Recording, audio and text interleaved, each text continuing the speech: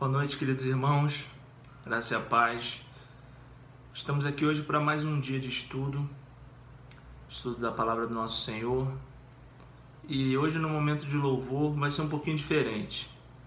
Vou estar aqui tocando Porque Ele Vive, instrumental. E vocês, a igreja, estará louvando em casa, da sua casa, na versão que você conhece, um hino muito conhecido. Você estará da sua casa, acompanhando e louvando ao nosso Senhor, porque Ele vive e nós cremos nisso. Amém? Louvemos ao Senhor.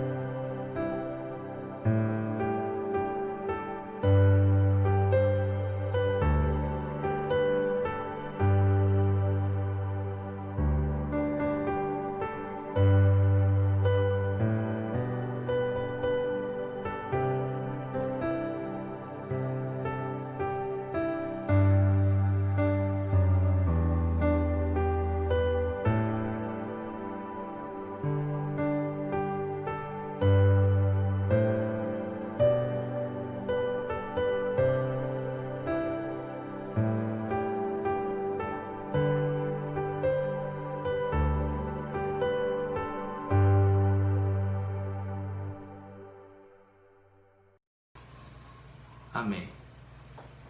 Vamos estar orando agora para passar a palavra para o nosso seminarista Anderson, que trará o estudo nessa noite. Louvado e exaltado seja o teu santo nome, Deus. Te agradecemos, Pai, por mais uma oportunidade de estarmos aqui, Senhor, em forma de vídeo, para ministrar a tua santa palavra, Pai. Te agradecemos, Pai, por tudo que o Senhor tem feito por nós, pela proteção que o Senhor nos concede, Pai. Muito obrigado, louvado e exaltado seja o teu santo nome, Deus. Seja agora iluminando, Senhor, o seminarista Anderson, que possa estar ministrando a tua santa palavra ao coração, aos corações dos nossos membros, daqueles também que estão nos visitando essa noite aqui no nosso canal no YouTube. Que a tua santa palavra seja ministrada a todos os corações, Pai. Em nome de Jesus, amém. Louvado seja o nome do Senhor, graça e paz a todos os irmãos.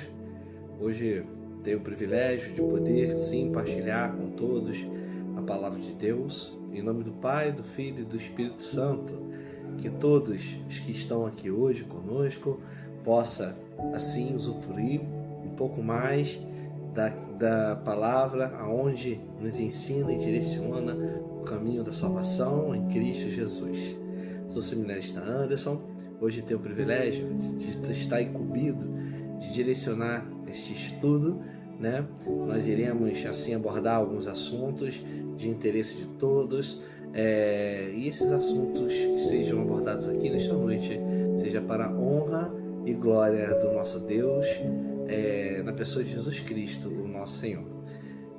Convido a todos que curvem em suas frontes.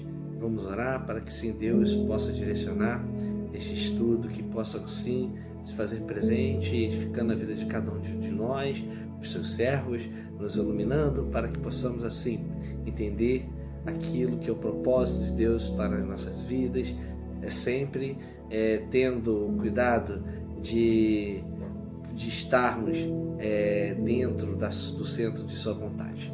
Louvado seja o nome do Senhor. Vamos orar. Deus amado, Pai, Tu és grandioso, Senhor. Graças te dou, Pai, porque Tu, ó Senhor, és maravilhoso. Ó Deus querido, nós somos tão pequenos, ó Pai, para tentar assim discernir ou entender, ó Deus, acerca de Ti, ó Pai, que és transcendente. Deus, Tu és grandioso e não cansado pelos nossos pensamentos.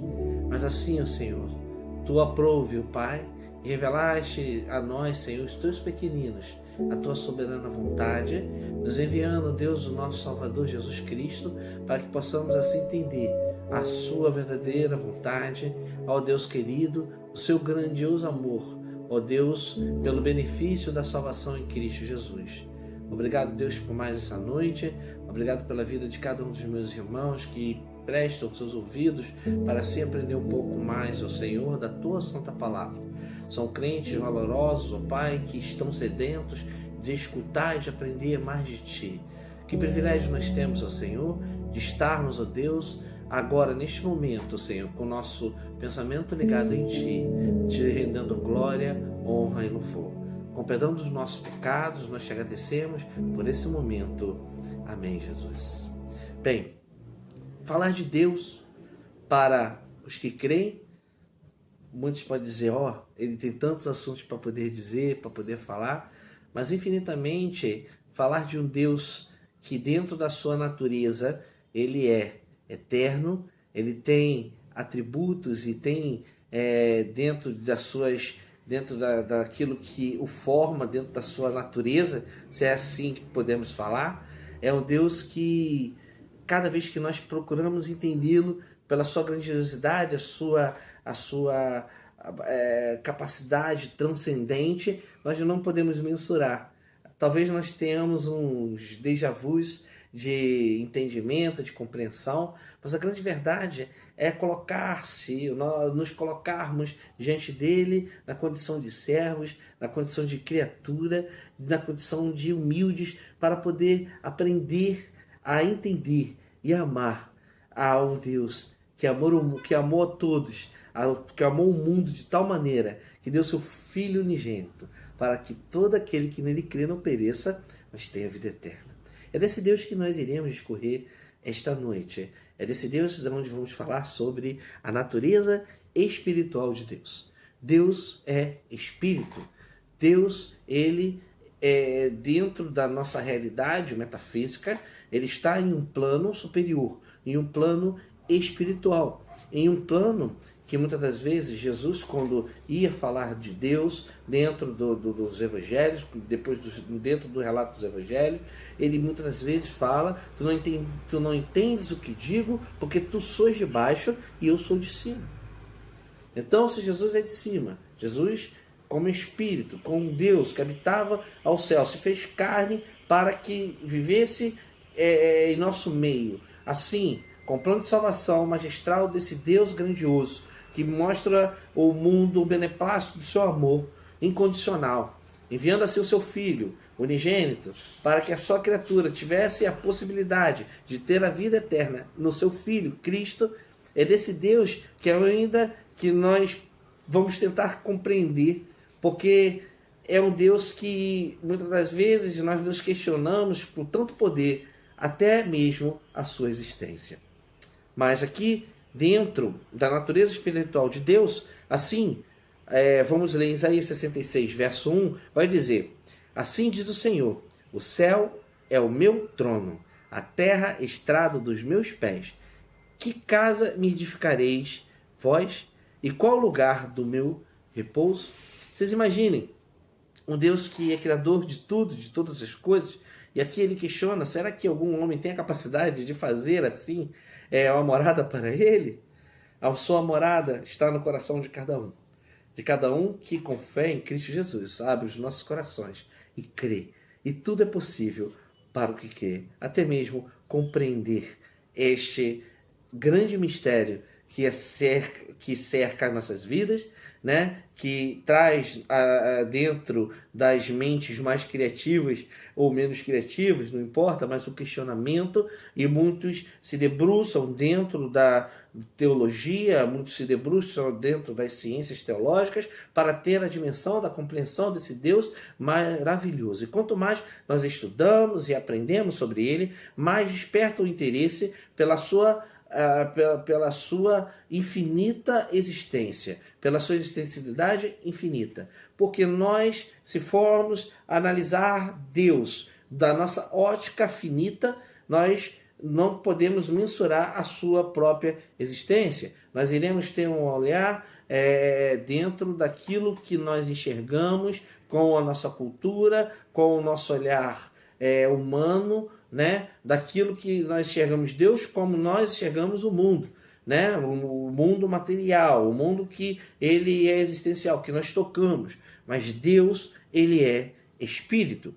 E, iniciando a parte do nosso estudo, Deus é espírito, disse a mulher samaritana junto ao poço. Assim ela declara a Jesus em João 4:24. Embora seja plenamente pessoal, Deus não vive no corpo e por meio dele, como nós. É por isso não está ancorado numa moldura, espaço-tempo. Nós vivemos e temos um propósito. Nós temos o propósito da nossa existencialidade. É nascer, crescer, reproduzir e morrer. Segundo a teoria que nos permeia dentro das duas teorias do campo dos estudos, que é a teoria criacionista, que acredita na criação, que Deus criou o mundo, o universo, o homem, e a evolucionista, que o homem faz parte da criação de uma evolução, né? Dentro de uma racionalização do pensamento. Cada uma dessas duas vertentes irá defender os seus pressupostos, dentro daquilo que é plausível ao seu entendimento, do seu preparo intelectual, filosófico, epistemológico e etc. Nós, como cristãos, acreditamos na teoria criacionista, da criação, que Deus criou o mundo, Deus criou o universo, criou o homem. Então Deus, como o ser transcendente e a sua natureza espiritual, ela excede o entendimento humano, porque nós vivemos em uma ótica totalmente ancorada em uma moldura, ou em um suporte que nós temos um espaço e um tempo determinado no planeta Terra. Assim aprova o Senhor. Não vamos entrar nos recursos primitivos dos estudos do pecado original, mas sim moldar o nosso entendimento para que mostrar a nossa fragilidade em contraponto à grandiosidade transcendente de um ser superior. O que me chama muita atenção também, quando nós estudamos Deus e ficamos deslumbrados com os seus atributos, com a sua natureza, com a sua multiforme graça, com aquilo que nós temos e adoramos e amamos nesse Deus maravilhoso que rege as nossas vidas, muitas das vezes me entristece de um homem fazer esse Deus tão grandioso como um de seus empregados, quando determina que Deus deve fazer isso, ou então um questionamento que Deus faz aquilo. Por quê? Pura e simplesmente nós estamos amoldurados em uma concepção meramente humana, em uma concepção onde nós categorizamos as coisas como objeto da materialização do nosso pensamento. Deus não pode ser materializado em nosso pensamento por causa da nossa fragilidade, no entendimento da transcendência do seu ser. Deus é além daquilo que nós entendemos e daquilo que nós compreendemos. Então nós podemos ver o significado de transcendência, significa a qualidade, o caráter do que é transcendente, do que ultrapassa o limite considerável, normal e aceitável, inteligência extrema, excesso de perspicácia e sagacidade.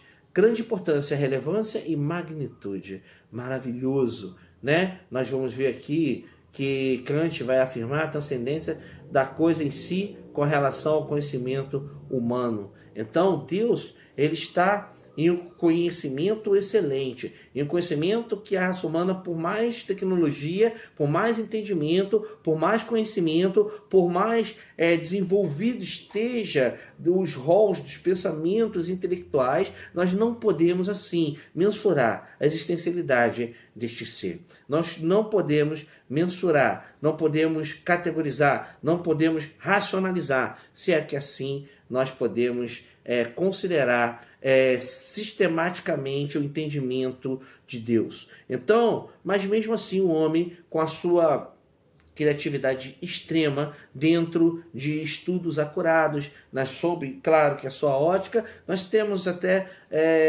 bons estudos, mas aponta-se também muitas das vezes a falibilidade do pensamento humano. Nós aqui estamos nos fundamentando dentro de teóricos reformados que vai qualificar e direcionar o nosso pensamento em uma cosmovisão totalmente cristã. Em primeiro lugar, nós temos dentro da nossa falibilidade, onde nós podemos acrescentar nisso, nós somos marcados pela falta de concentração e controle que o pecado produziu em nós. E aí, essa falta de concentração, de controle, né? Porque nós, por não termos nos controlados e cedido à tentação, né? Isso produz em nós uma instabilidade que é contrária a esse Deus magnífico, a esse Deus excelente. E em primeiro lugar nós vamos apontar essas coisas advindas do pecado, né? Porque Deus não é limitado pelo espaço, ele está continuamente em todo lugar em sua plenitude, nem pelo tempo. Não há um momento presente no qual ele esteja contido como nós estamos. Então Deus ele é transcendente ao espaço-tempo. Em um pensamento de um professor estimado, inteligentíssimo, não citaria o nome para não haver constrangimento, mas ele é fruto da minha admiração. Ele tentou explicar como que o comportamento de Deus no tempo e espaço. É como se fosse vários slides, várias pequenas lâminas de slides, né? Antigamente, antes do Data Show, eram os slides que funcionavam. Então há uma sequência. Então vamos dizer que o primeiro slide ele seja o da criação, Deus fazendo o homem.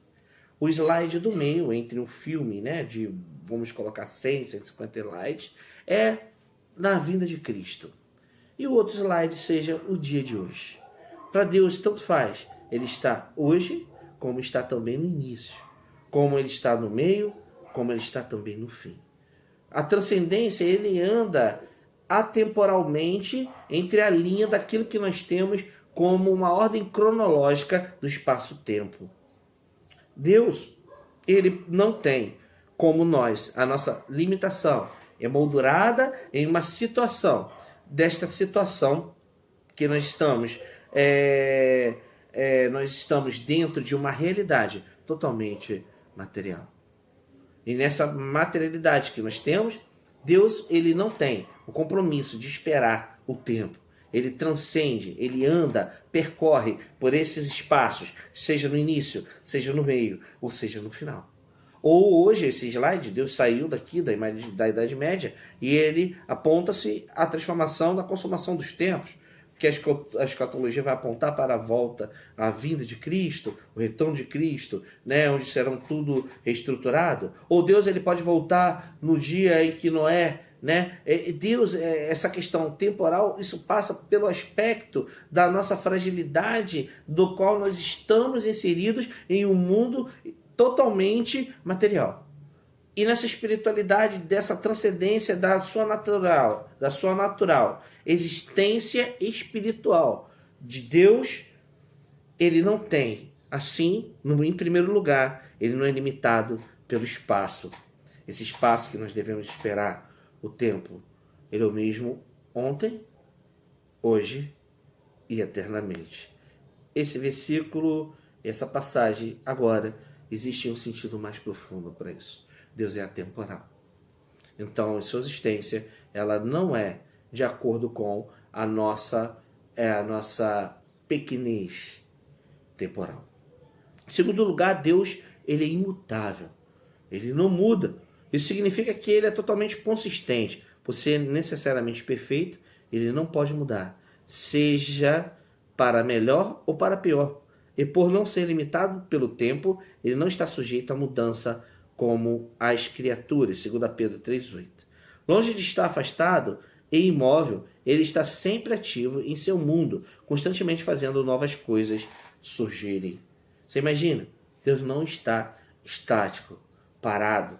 Ele está em movimento a cada instante. Ele não muda. A sua essência, a sua palavra, as suas ações, as suas promessas, elas não voltam atrás. Ele é Deus. Ele, pura e simplesmente, dentro da sua existencialidade perfeita em amor, ele não pode piorar e nem pode melhorar. Primeiro, piorar ele não pode porque é perfeito. Então, portanto, melhorar ele não tem necessidade porque ele já é a perfeição. Então, tudo que ele faz é perfeito. Tudo que ele faz é agradável e perfeito. Tudo que ele pensa, tudo que ele assim distribui, que ele delega, é o melhor. É o melhor. É por isso que nós não devemos ter dúvida desse ser que nós cremos, na espiritualidade desse ser que, pela força do seu poder, mediante o Espírito Santo derramado aqui como consolador em nossa vida, que aquece os nossos corações, que acende a chama da espiritualidade, de termos o contato com este Deus maravilhoso e a sua natureza. Pela sua misericórdia e graça, é claro. Em terceiro lugar, os sentimentos de Deus não estão fora do seu controle, como os nossos frequentemente estão. Muitas das vezes há um questionamento entre uma coisa e outra. Aqui diz que os teólogos expressam isso dizendo que Deus é impassível e insensível. Porém, aquilo que ele sente, tanto quanto o que ele faz, é uma questão de sua própria escolha deliberada e voluntária, e está incluída na unidade do seu infinito. Ele é infinito, e dentro das suas escolhas não cabe o nosso questionamento. Onde Deus estava naquele terremoto no Haiti? Onde Deus estava quando o tsunami invadiu o Japão? Onde Deus estava quando houve o ataque de 7 de setembro, derrubou as torres gêmeas do outro, etc. Esses questionamentos não são passíveis diante da nossa ótica material, nossa ótica imperfeita de tentar entender a presciência da perfeição de Deus, porque os seus sentimentos não são motivados como os nossos sentimentos estáveis. Hoje nós podemos abençoar e amanhã podemos amaldiçoar uma pessoa. Hoje nós gostamos, amanhã deixamos de gostar. Basta sermos contrariados. Deus não é passível de contrariedade. Deus não é passível desse tipo de... Por quê? Desse tipo de sentimento. Ele é, em terceiro lugar, ele não está fora do seu controle, como os nossos controles, como nós estamos frequentemente fora de controle. Nós sofremos uma instabilidade emocional. Um dia bem, outro dia mal. Mas Deus, por ser perfeito, sempre está dentro da sua maravilhosa, transcendente perfeição.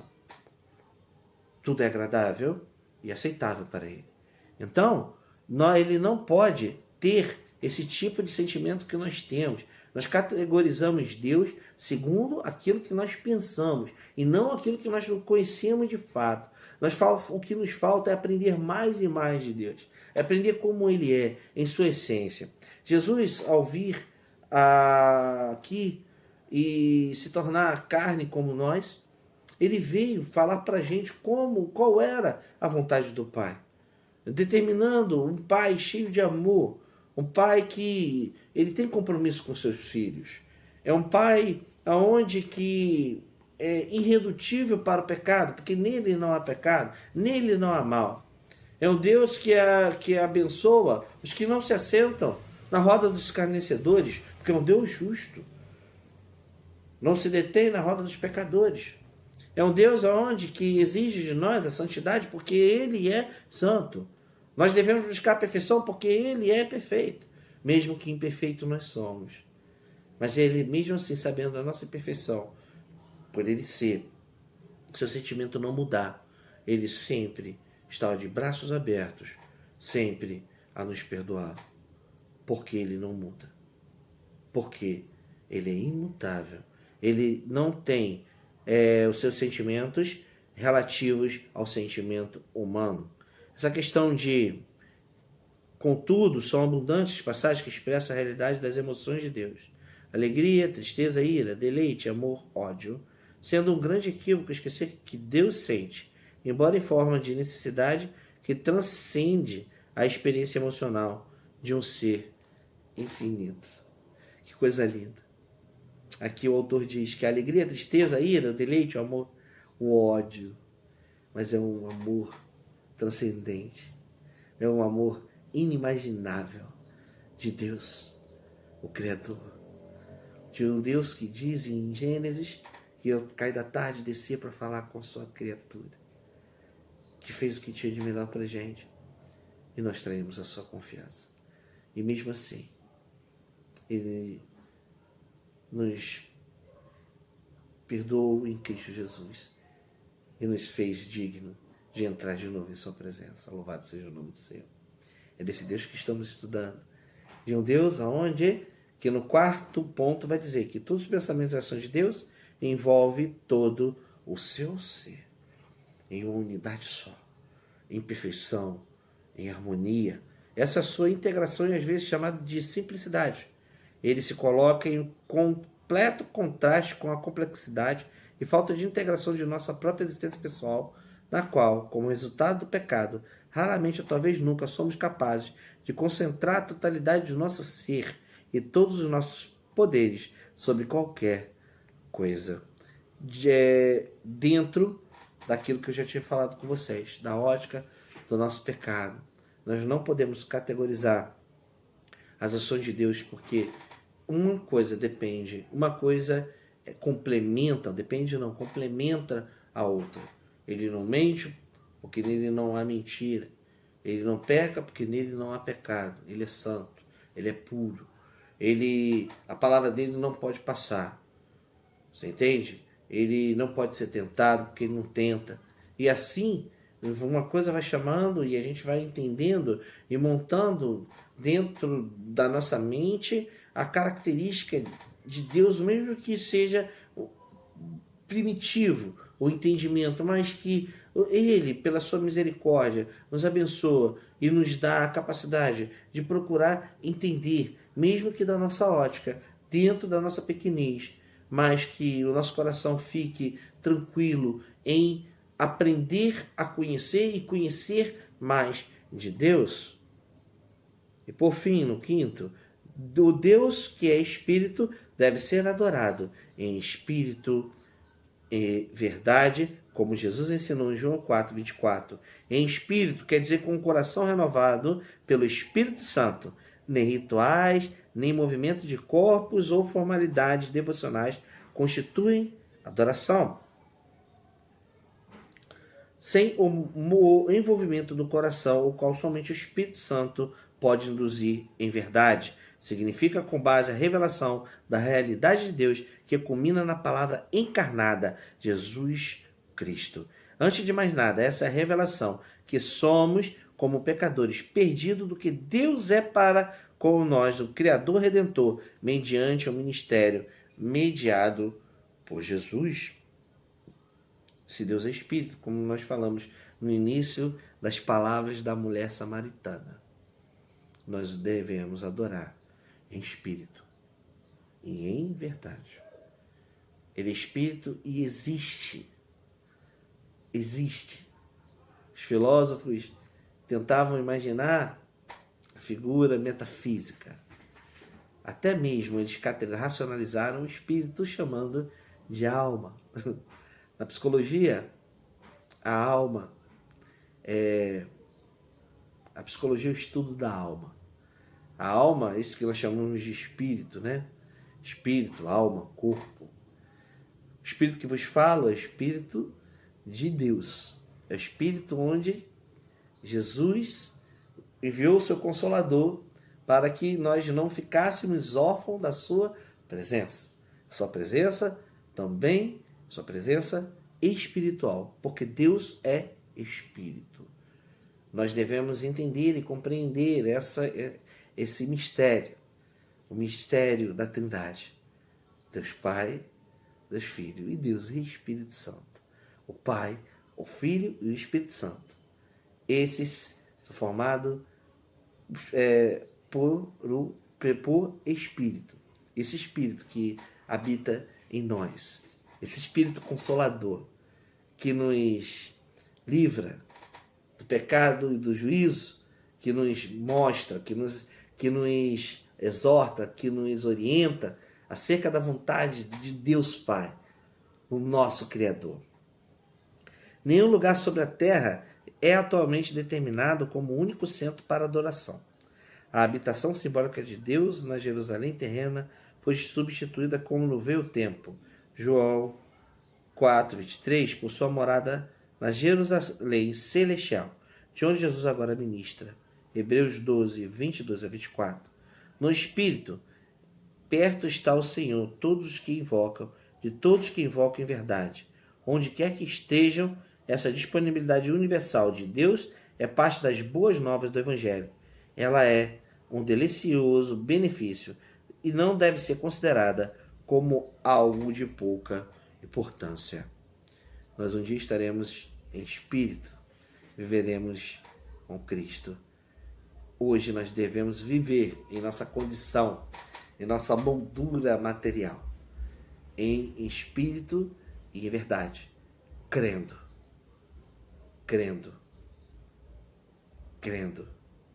em Deus, o nosso Pai. Que Deus os abençoe nesta noite, nessas breves palavras, né? Dando continuidade, nós iremos falar de outro atributo que será expresso, chamado de onisciência. Nós vamos desfrutar de um Deus que vê e um Deus que conhece. Ele conhece o íntimo dos nossos corações. Assim como nós hoje tivemos o privilégio de conhecê-lo um pouco mais. Conhecer a transcendência, conhecer uma das naturezas, a natureza espiritual de Deus. E aprofundando mais e mais, que Deus abençoe cada um de vocês. Que possamos, assim, ter essa disposição de querer conhecer, de beber da água, da fonte da vida eterna. Louvado seja o nome do Senhor. Vamos orar agradecendo a Deus pelo término do nosso estudo. Senhor Jesus e Pai, obrigado, Deus, por mais esta noite. Obrigado, Senhor, porque apesar de imperfeitos que nós somos e tão grande Tu és, Tu torna-se, Senhor. Oh Deus querido, Tu voltas, Senhor, Teus ouvidos ao nosso clamor e à nossa oração. Obrigado pela Tua misericórdia, porque, Senhor, nós não somos dignos de ficar, Senhor, frente à Tua santidade. Mas nós somos justificados pelo sangue de Jesus, o nosso Senhor. Obrigado, Deus, por tudo, Senhor. Obrigado por nos guardar, Senhor, por nos permitir, ó Deus, aprender um pouco mais da Tua palavra. Ó Senhor, perdoa-os pelos meus erros, ó Deus, eu quero melhorar cada vez em Sua presença. Abençoa cada irmão, Senhor, que escutará, ó Deus, esta mensagem e que estão escutando agora neste momento. Eu desejo, Deus, para a Tua Igreja Santa, ó Senhor, que nós possamos assim voltar, estarmos reunidos, Senhor, frente a frente, em comunhão, adorando a Ti em espírito e em verdade. Obrigado, Deus, um Deus tão grandioso, com tantos adjetivos, Senhor, que nós nem podemos mensurar humanamente. Mas, ó Deus, tenha misericórdia de nós. Mas, ó Deus, obrigado, Senhor, por tudo.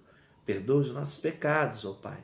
Guarda-nos, dai-nos uma semana, Senhor, abençoada em Tua presença. Essa oração, Deus, eu Te entrego com simplicidade, Mas, ó Deus, com muita fé, com muito amor, nós te amamos, Deus grandioso. Em nome de Jesus, nós te agradecemos. Amém. Até a próxima. Deus abençoe a todos.